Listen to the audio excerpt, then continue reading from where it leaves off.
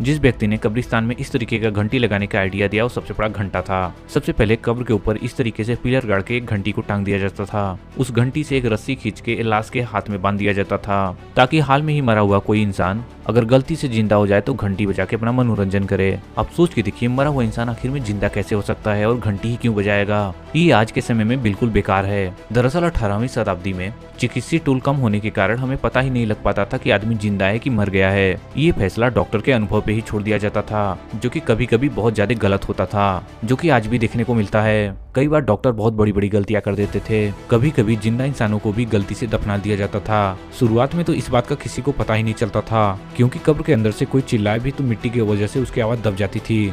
बाहर किसी को कुछ नहीं सुनाई देता था। कब्र को हटाने के लिए एक बार कब्र खोला गया तो उसमें देखा गया कि अलग अलग लाशें अलग अलग पोज में हैं, मानो उन्होंने बाहर निकलने के लिए बहुत ज्यादा संघर्ष किया हो। कई ने तो लकड़ी के ऊपर निशान और शब्द भी लिख दिए थे। तब लोगों को समझ में आया कि कई लोग डॉक्टर की गलती से ही जिंदा दफना दिए गए और बाद में उन्हें जैसे ही होश आया उन्होंने बाहर निकलने की कोशिश की, लेकिन वो बाहर निकल नहीं पाए। इस घटना के बाद ही एक आदमी ने सेफ्टी बेल्ट का आइडिया दिया, जो कि उस समय इतना ज्यादा फेमस हुआ कि हर कब्र के ऊपर सेफ्टी बेल्ट को लगाया जाने लगा, जिसका इस समय लगाना कोई मतलब का ही नहीं है।